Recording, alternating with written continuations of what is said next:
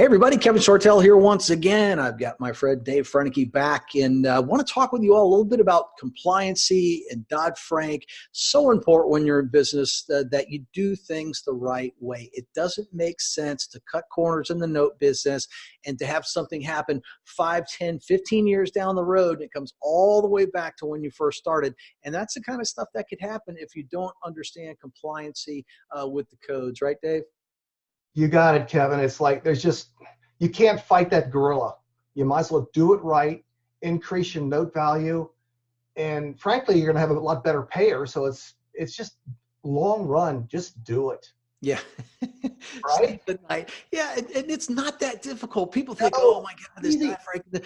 All they want you to do is meet a certain standard, which essentially comes down to show that the people can afford the payments. You know, run their credit, run their income, do some checks and verification. And you're right, if you're going to create a note anyway, why wouldn't you do that? So there is a good portion of what the Dodd-Frank Act and the compliance is all about that you should be doing, whether that act existed or not, quite frankly. But because it does, it becomes that much more important for you as an investor because, again, you get a better person in there making the payments, and you can sleep at night, right? So just having, and I learned this, and I think you know the answer to this already, but just having a residential loan mortgage officer doesn't necessarily mean that it meets all the compliances, right? So what's the difference between having an RMAllo versus having somebody who's Dodd-Frank compliance?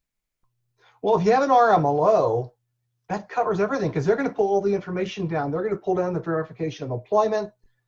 They're going to check how much money they got in the bank, the ability to pay, just whatever the variables. But what's really good about them, and we use one in particular, he's a good friend of ours, Russ O'Donnell. He has a site. You put your buyer in there, they fill out information. Russ does his magic, let's call it. You, the seller, the note buyer, you get a file. These people are good to go. If they go south, they really can't take it back, push a little red button on the CFPB site, the Consumer Protection Financial Bureau site, say, hey, this guy wronged me. It covers you.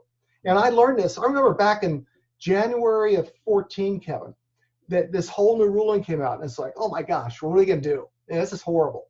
So I went out and I got authorized or set up with the Arizona Department of Real Estate. I taught this to the realtors here, but they didn't get it. It was like talking to a box of rocks. So that didn't go well. But what it did is solidified my thoughts. So what I do now, if that note was created after January 10th of 14, I look real hard at that.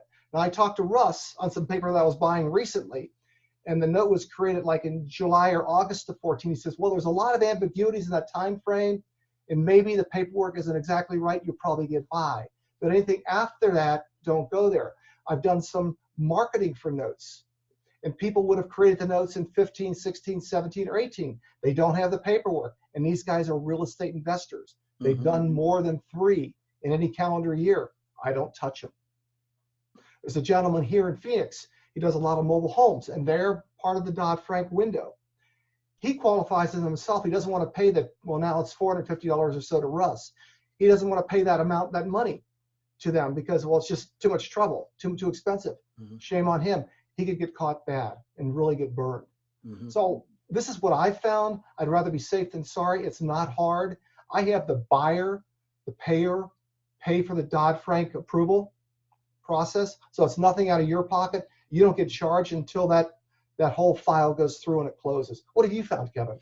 Right. And David's talking about, you mentioned a couple times, Russ O'Donnell. Russ owns a company called Call the Underwriter. In fact, it's calltheunderwriter.com is the website. And he's compliant in all the states. But there is a subtle difference here between just an RMAllo and somebody who can issue that Dodd-Frank certification. And that's what I was getting at a little bit earlier. So just having a regular RMAllo may not cover all the bases. It could if they're Dodd-Frank certified and they have the ability to give that certification in that state. Right. And that's what we love about Call the Underwriter, because he's licensed in every state to issue those. And in my opinion, paying the $450, $500, whatever it is, that just makes more sense in my mind because number one, you don't have to pay, the other party can, of course, or you can get reimbursed at close or whatever you wanted to work something out at. But essentially you could pass on that cost or put that cost on them. But number two, you've added more than that in value in the note already just by getting the compliancy issue. Number three, you're going to be safe from problems that arise later on. And that's the whole issue with this. A lot of, well, I didn't do my note that way and everything's been fine. Well, yeah, because they're paying and you haven't had a foreclose. But what's going to happen down the road if something, we can't control every risk, right? Somebody dies, somebody loses a job, and now they can't make the payments. Now, cutting those corners years ago becomes a problem because they lawyer up and they go, hey, first thing they're going to look at is go, you never verified, you never checked the information, and they're going to be right, and you're going to have some problems. Now, you might still ultimately go on and win that foreclosure, but they're going to drag it out.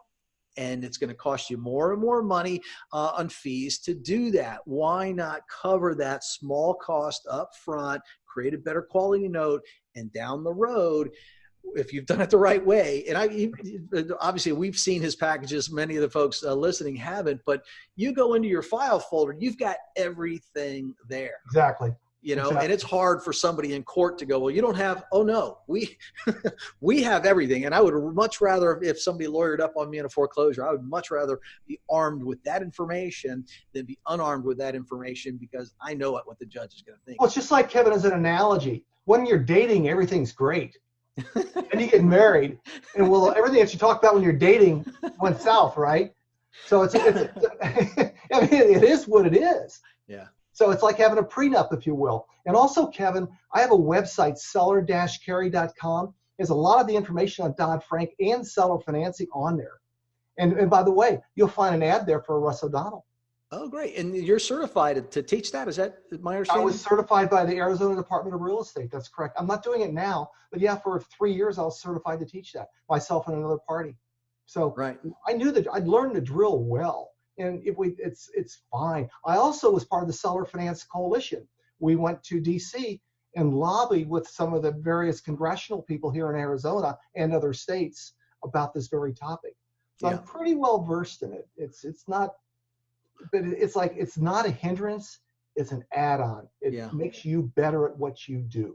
Boy, that just hit me with more of a global thought, if you will, is not only is it a good idea for everybody in this investment space for their own good to do qualified loans or convert loans to make them qualify, whatever it is, but it makes sense as our industry at large because we do want to maintain a degree of self-regulation and not have more and more add-ons. And if investors do the right thing, we'll be able to have that. Right. Investors don't do the right thing, there's going to be enough of a problem, the government's going to step in, and they'll always write some laws, which they did in the original Dodd-Frank, as you know, that are going to have these unintended consequences. And, it just makes sense. Do them right the first time for yourself. Do them right for the industry.